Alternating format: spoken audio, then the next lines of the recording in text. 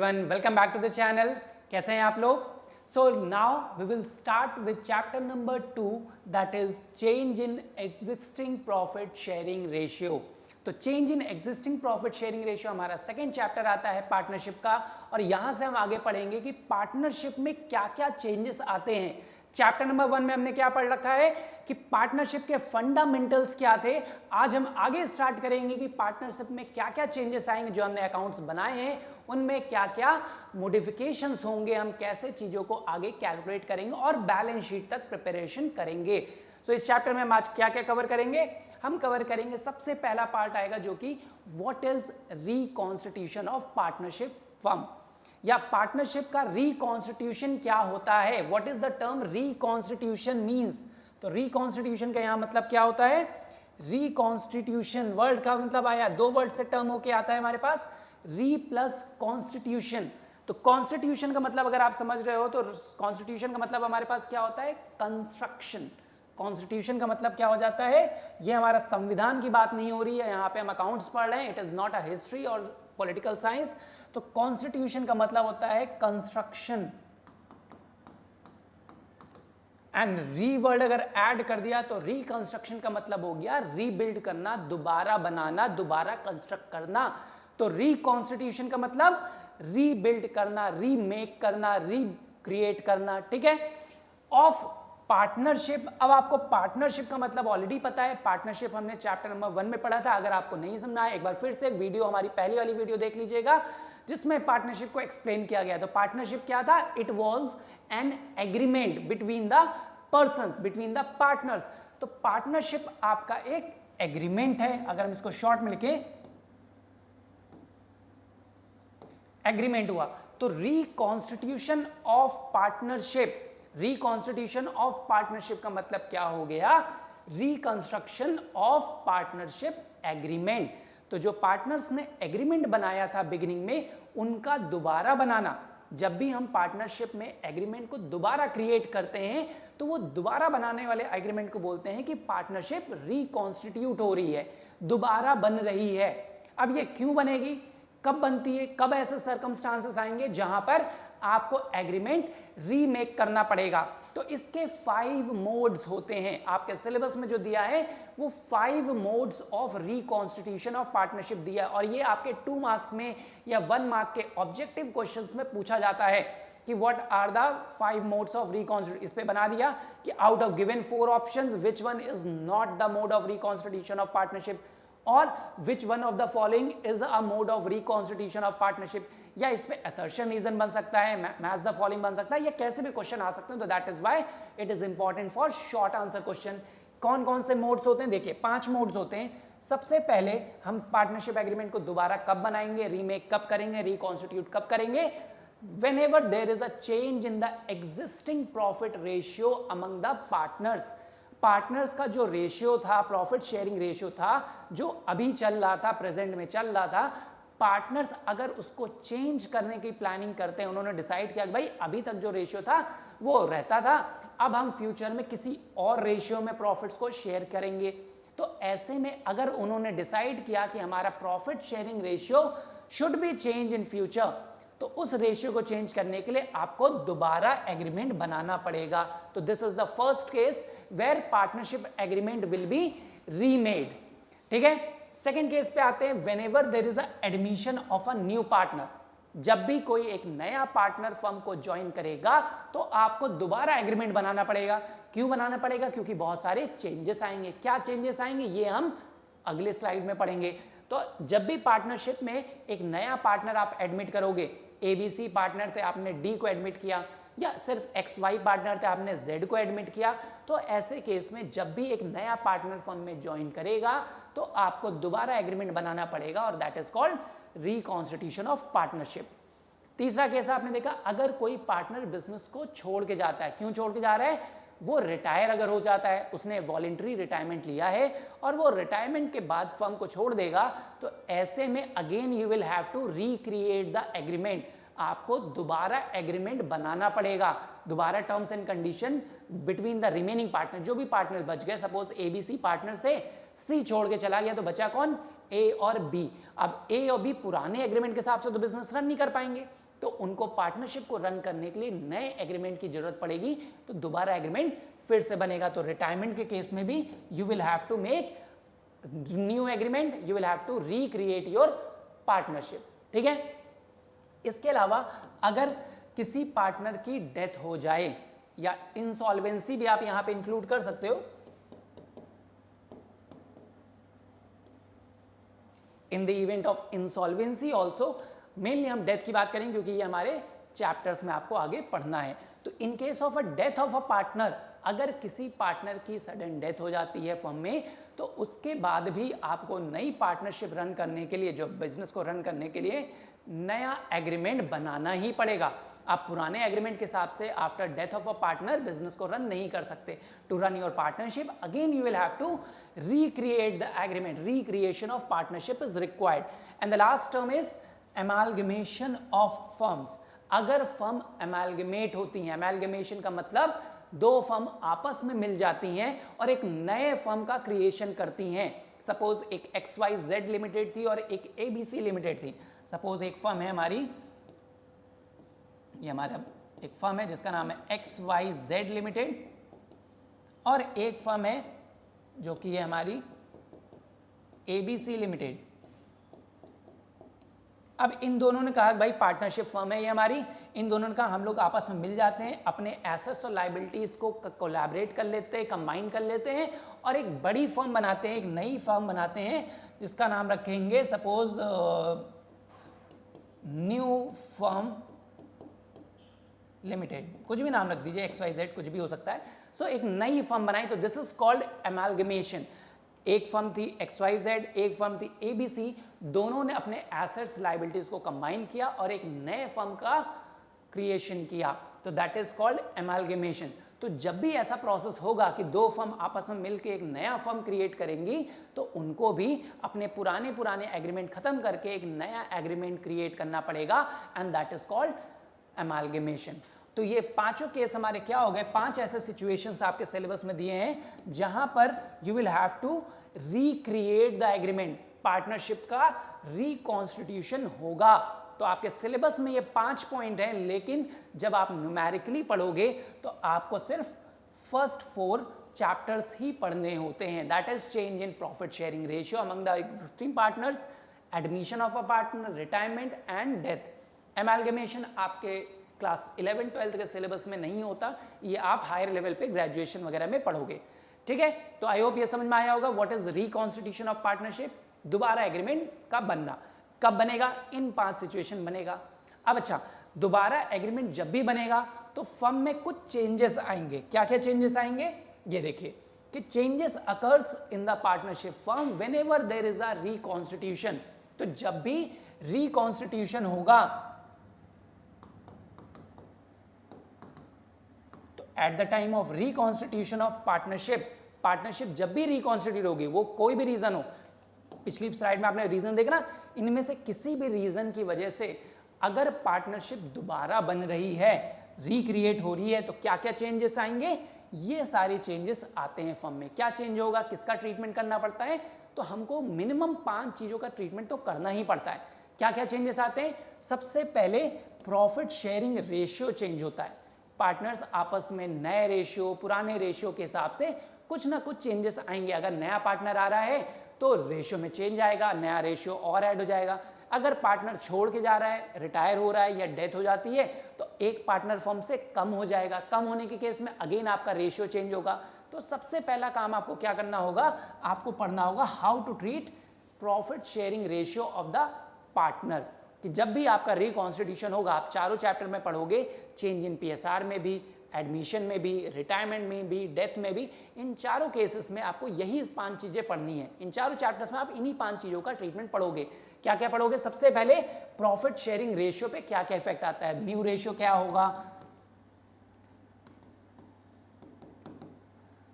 Sacrificing ratio क्या होगा, gaining ratio क्या होगा, एंड बाकी चीजें, ठीक है। तो सबसे पहले हम पढ़ते हैं कि जब भी पार्टनरशिप रिकॉन्स्टिट्यूट होगी तो पार्टनर्स के रेशियो में, फर्म का जो प्रॉफिट शेयरिंग रेशियो, उनमें चेंजेस आएंगे। उसकी वजह से जब चेंज आएगा तो किसी ना किसी पार्टनर को फायदा होगा और किसी न किसी पार्टनर का नुकसान होगा, दैट इज गेन होगा या सैक्रिफाइस होगा। हम इनके बारे में पढ़ेंगे। सेकेंड, आपने देखा कि जब भी पार्टनरशिप रिकॉन्स्टिट्यूट होगी, पार्टनरशिप एग्रीमेंट दोबारा बनेगा, तो हमको गुडविल का ट्रीटमेंट करना पड़ता है। पार्टनर्स अपने में जो भी गुडविल होगी या फर्म की जो गुडविल होगी उनको ट्रीट करते हैं। इसका ट्रीटमेंट कैसे होगा, हम हर एक सिचुएशन में एक एक करके इसको पढ़ेंगे। फिर क्या चेंज आता है, treatment of reserves and accumulated profits and losses of the firm. Firm के जो रिजर्व्स हैं, जो एक्यूमुलेटेड प्रॉफिट लॉसेस हैं, उनमें कितना चेंज आएगा, कैसे चेंज आएगा, उसको कैसे ट्रीट करना है, ये सारी चीजें भी पढ़ेंगे। तो जब भी पार्टनरशिप चेंज होगी, एग्रीमेंट दोबारा बनेगा, तो क्या क्या चेंजेस आएंगे, प्रॉफिट शेयरिंग रेशियो चेंज होगा, गुडविल में चेंजेस आएंगे, एक्यूमुलेटेड प्रॉफिट्स लॉसेस रिजर्व्स, इनमें चेंजेस आएगा। और क्या चेंज होगा, treatment of assets and liabilities. उस समय पर जब भी हम एग्रीमेंट दोबारा बनाते हैं तो हमारे एसेट और लायबिलिटीज की वैल्यू भी चेंज होती है। इसको चेंज करने के लिए हम फाइंड आउट करते हैं, एक नया अकाउंट बनाएंगे जिसको आप पढ़ोगे आगे, रिवैल्यूएशन अकाउंट। तो रिवैल्यूएशन का ट्रीटमेंट आप करोगे, revaluation of assets and liabilities, क्या क्या हुआ है, उसकी वजह से क्या प्रॉफिट आया, क्या लॉस आया, इनके बारे में पढ़ोगे। और लास्ट आता है ट्रीटमेंट ऑफ कैपिटल। फर्म की और पार्टनर्स की टोटल कैपिटल चेंज होगी जब भी पार्टनरशिप रिकॉन्स्टिट्यूट होगी। रिकंस्ट्रक्ट जब भी आप करेंगे पार्टनरशिप को, आपका 5 चीजें चेंज होगी। फर्म में 5 चीजें हमेशा अफेक्ट होंगी। कौन कौन सी चीजें अफेक्ट होंगी, प्रॉफिट शेयरिंग रेशियो अफेक्ट होगा, goodwill of the firm will be affected, accumulated profit losses and reserves will be affected, effect on assets and liabilities of the firm will be there, and finally the capital of the partners as well as the firm will also take place. ये सारी changes हमेशा firm में अकर होंगे जब भी हम partnership को recreate करेंगे। पहली चीज ये समझाई, पार्टनरशिप रिक्रिएट कब होती है, पार्टनरशिप रिक्रिएट होगी इन चेंजेस में। 5 चेंजेस कब आते हैं, अगर पार्टनर्स ने अपना प्रॉफिट शेयरिंग रेशियो चेंज किया, कोई नया पार्टनर फर्म को ज्वाइन कर रहा है, एडमिशन हो रहा है, एक पार्टनर फर्म से रिटायर हो जाए, या किसी पार्टनर की अनएक्सपेक्टेड डेथ हो जाए, और या फिर फर्म्स आपस में अमेलगमेट हो जाएं। तो इन 5 केसेस में जब भी ऐसा चेंज आएगा, इनमें से कोई भी चेंज आएगा, तो आपके फर्म में ये सारी चेंजेस अकर होंगे। क्या चेंज होगा, profit sharing ratio, goodwill, accumulated profit losses, reserves, asset liability and capital. ये 5 चेंजेस के बारे में आगे अब अगले 4 चैप्टर्स में हम लगातार पढ़ेंगे। ठीक है, तो बेसिक पॉइंट समझ में आया। हम आज एक टॉपिक उठाएंगे और इसी को आज पढ़ेंगे, बाकी के लिए हम नेक्स्ट वीडियो में आएंगे। तो पहला हम देखेंगे कि जब भी हमारा प्रॉफिट शेयरिंग रेशियो चेंज हो रहा है, तो आज हमने इस कौन से चैप्टर को लिया है, हमने लिया है पहला चैप्टर। ये आपको आगे एज अ चैप्टर मिलेंगे। तो आज हम उठाएंगे इसका पहला chapter, change in existing profit sharing ratio. तो जब भी पार्टनर्स के बीच का रेशियो चेंज होता है तो ये क्या है, पहला mode of reconstitution. This is the first mode of reconstitution. तो जब भी फर्स्ट मोड आए या कोई भी मोड आएगा रिकॉन्स्टिट्यूशन का, treatment of profit sharing ratio सबसे पहला चेंज आएगा। कौन सा चेंज आएगा सबसे पहले, आपने पढ़ा प्रॉफिट शेयरिंग रेशियो का चेंज। तो इसमें हम चेंजेस क्या करते हैं, देखिए सपोज हम अज्यूम करते हैं there are 2 partners ABC। Suppose यहाँ पे 2 पार्टनर्स थे, मिस्टर A और मिस्टर B। इनका नाम A है, इनका नाम B है। ये प्रॉफिट को 3 और 2 के प्रोपोर्शन में शेयर करते थे। ठीक है, इन्होंने बिजनेस स्टार्ट किया था, कब स्टार्ट किया था, 1 अप्रैल सपोज 2020 में स्टार्ट किया था। इन्होंने 1 अप्रैल 2020 में बिजनेस स्टार्ट किया और ये डिसाइड किया था कि हम लोग प्रॉफिट्स को बांटेंगे 3 और 2 के प्रोपोर्शन में। क्यों बांटेंगे, ये इन्होंने डिसाइड किया होगा भाई। हो सकता है A ने पैसा ज़्यादा लगाया हो, B ने कम लगाया हो, या जो भी रीज़न हो, वो पार्टनर्स के आपस का डिसीजन था। अब इन्होंने फिर डिसाइड किया कि भाई 1 अप्रैल 2023 से सपोज नेक्स्ट ईयर से दे हैव डिसाइडेड कि ये लोग प्रॉफिट को शेयर करेंगे किस रेशियो में, मिस्टर A और B दोनों वही सेम पार्टनर्स थे। Now they have decided that in future they will share profits equally. इन्होंने कहा भाई अब हम लोग फ्यूचर में बराबर आधा आधा प्रॉफिट दोनों बांटेंगे, इक्वली डिसाइड किया इन्होंने, इक्वली। तो ये कहलाता है इनका, ये जो आप देख रहे हो this is called their old ratio, जो किस दिन पे था, रेशियो के चेंज होने से पहले जो भी रेशियो रहा होगा that is called old ratio. अब इस रेशियो के बाद इन्होंने डिसाइड किया कि फ्यूचर में हम इस रेशियो में शेयर करेंगे दैट इज इक्वली, तो this is called new ratio. ये कॉन्सेप्ट समझ में आया, what is old ratio, what is new ratio. Old ratio होता है जो साल के पहले दिन हो, किसी भी अकाउंटिंग ईयर, अगर हमारा करंट अकाउंटिंग ईयर चल रहा है सपोज 1 अप्रैल 2022 टू 31 मार्च 2023, तो इसमें यहां पर इस डेट पे जो भी रेशियो होगा वो कहलाएगा ओल्ड रेशियो, ओल्ड रेशियो। और इस डेट पर जो भी रेशियो होगा ये कहलाएगा न्यू रेशियो।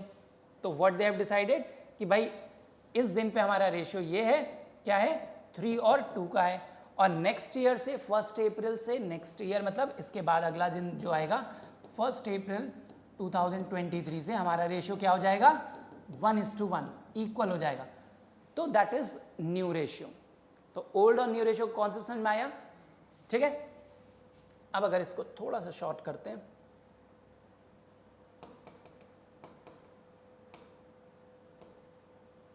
इसको हम नई स्लाइड पे ले आते हैं, देखें तो अब आपको पता चल गया कि ओल्ड रेशियो क्या होता है। सपोज यहां पर एग्जांपल वही लेते हैं, 3 और 2 था ए और बी के रेशियो में, और उन्हीं दोनों पार्टनर का न्यू रेशियो कितना था 1:1, ठीक है। अब यहां पर क्या होता है कि पहले पार्टनर्स आपस में रेशियो को डिवाइड करते थे 3 और 2 में, अब उन्होंने डिसाइड किया कि फ्यूचर में हम लोग बराबर डिवाइड करेंगे। तो जब रेशियो चेंज हो रहा है तो किसी न किसी पार्टनर्स को फायदा या किसी एक पार्टनर को नुकसान तो हो रहा है। अब ये कैसे पता चलेगा किसका फायदा या किसका नुकसान हो रहा है, तो इसके लिए हम यूज करते हैं गेनिंग एंड सैक्रिफाइसिंग रेशियो का। किसका यूज करते हैं, सैक्रिफाइसिंग रेशियो।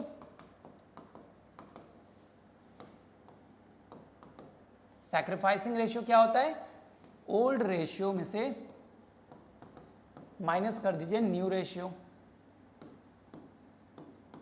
तो दिस बिकम्स सैक्रिफाइसिंग रेशियो, कि किस पार्टनर का कितना नुकसान हुआ आपको ये पता चल जाएगा, और इसी से आपको पता चल जाएगा किस पार्टनर का कितना फायदा हुआ। कैसे पता चल जाएगा, देखिए अगर हम सैक्रिफाइसिंग रेशियो निकालते हैं,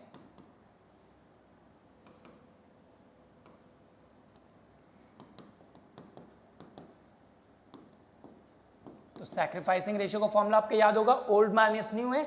अब देखिए सपोज ए पार्टनर था, उसका ओल्ड रेशियो क्या था, ओल्ड रेशियो है 3/5, 3/5, 5 कहां से आया, टोटल हो जाता है डिनोमिनेटर, और बी का ओल्ड रेशियो क्या था 2/5, क्लियर है। अब इसमें से माइनस कर दीजिए इनका न्यू रेशियो, न्यू रेशियो क्या है, ए का है 1/2 और बी का है 1/2, इसको सॉल्व कर लीजिए। अब अगर आप इसको सॉल्व करोगे तो चाहे एलसीएम लेके करिए, क्रॉस मल्टीप्लिकेशन से, कैसे भी करोगे you will get the same answer. तो जैसे अगर हम इसको देखा 10, 6 - 5 तो 1/10 आ गया। इसी तरह आप इसका देखिए,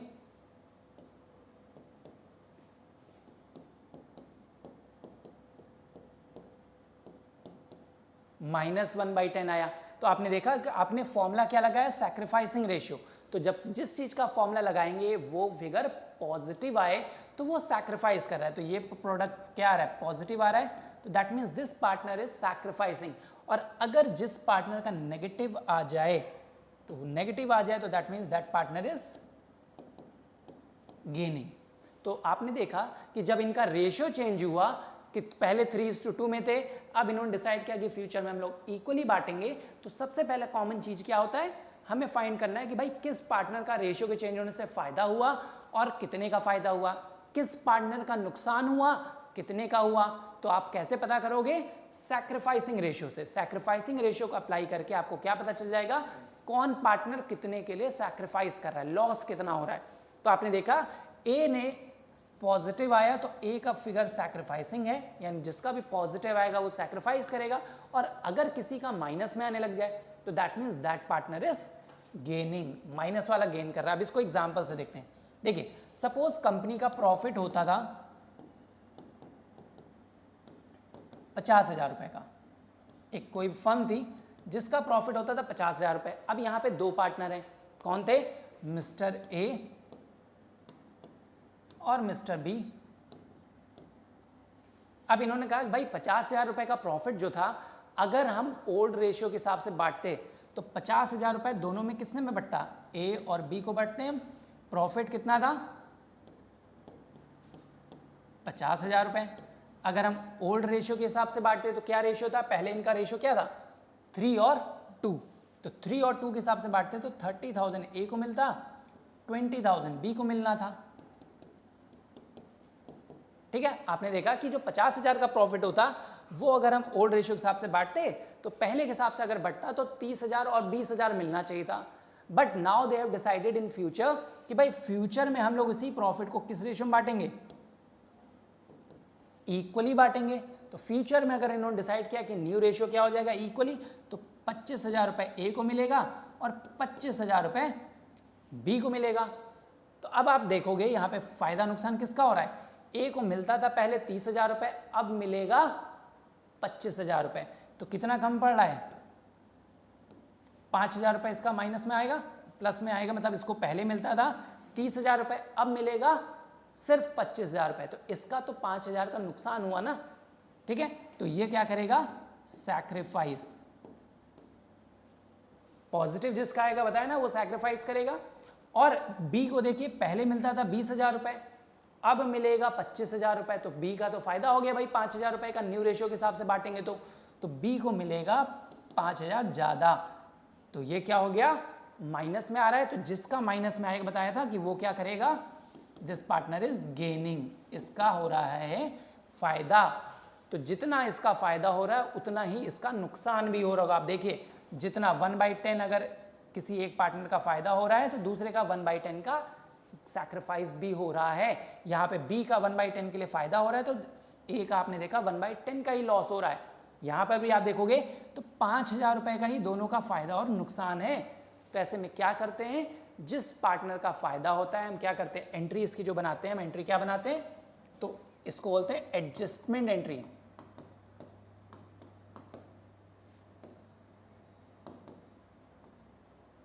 तो एडजस्टिंग एंट्री हम क्या पास करते हैं कि भाई जिस पार्टनर का जितना फायदा हो रहा है नुकसान होने, मतलब रेशियो के चेंज होने पे, वो उस पार्टनर को, सैक्रिफाइसिंग पार्टनर को प्रोवाइड कर दे जिसका लॉस हुआ है। भाई कि यहां पर अगर आप देखोगे तो गेनिंग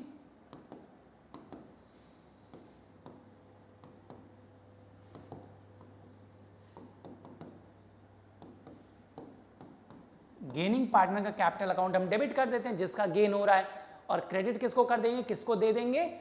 जिस पार्टनर का सैक्रिफाइस हो रहा था। तो हम क्रेडिट कर देते टू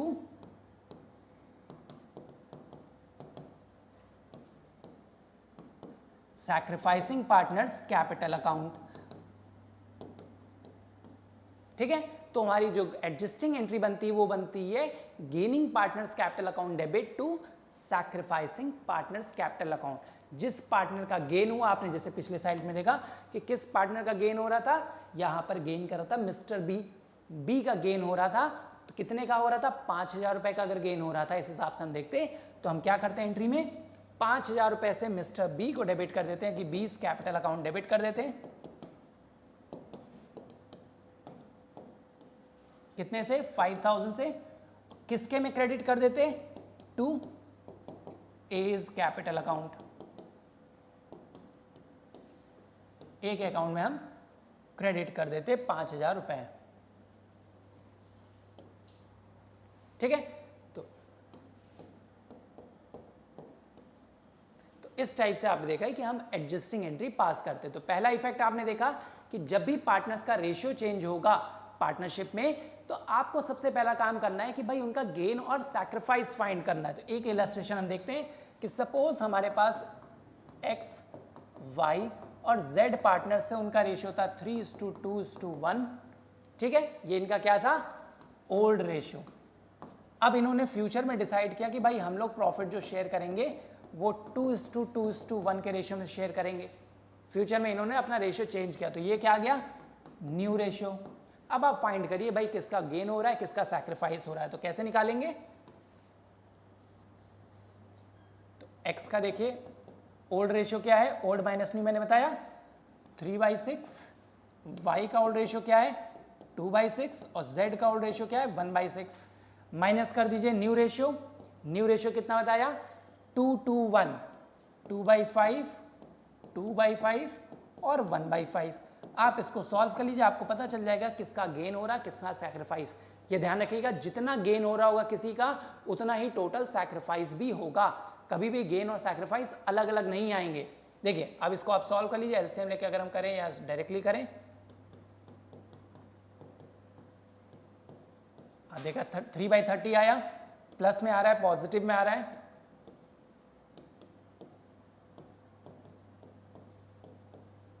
अब देखिए इसका -2/30 आया, माइनस में आ रहा है।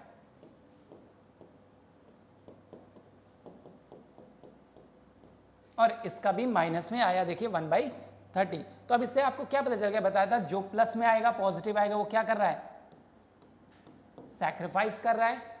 जो माइनस में आ जाए, माइनस में कौन आएगा जो गेन करेगा, जिसका माइनस में फिगर आने लग जाए वो गेन करेंगे। तो आपने यहां देखा कि y और z गेन कर रहे हैं कितने के लिए 2/30 और 1/30। 2/30 और 1/30 का अगर आप टोटल करोगे 2/30 प्लस 1/30 तो आपको क्या मिलेगा 3/30। और ये क्या होगा जो कि इक्वलेंट है गेन के और सैक्रिफाइस के। तो आपने देखा जितना गेन है उतना ही किसी ना किसी का सैक्रिफाइस होगा। तो इस तरह से हम पता करते हैं कि किस पार्टनर का गेन हो रहा है किस पार्टनर का सैक्रिफाइस हो रहा है जब भी पार्टनर्स आपस में अपना रेशियो चेंज करते हैं। तो सबसे पहला काम आपको क्या करना है गेनिंग सैक्रिफाइस यहां आप देखना है। देखिए जब भी हमारा अकाउंटिंग रेशियो चेंज होगा, पार्टनर्स ने डिसाइड किया कि फ्यूचर में अब हम कोई और रेशियो शेयर करेंगे, तो आपको सबसे पहला काम करना है भाई ओल्ड रेशियो पता करना है, न्यू रेशियो पता करना है और उनको माइनस कर देंगे आपस में, ओल्ड माइनस न्यू करके सैक्रिफाइसिंग रेशियो निकाल लेंगे। तो हमें पता चल जाएगा किस पार्टनर का गेन हो रहा है किस पार्टनर का सैक्रिफाइस।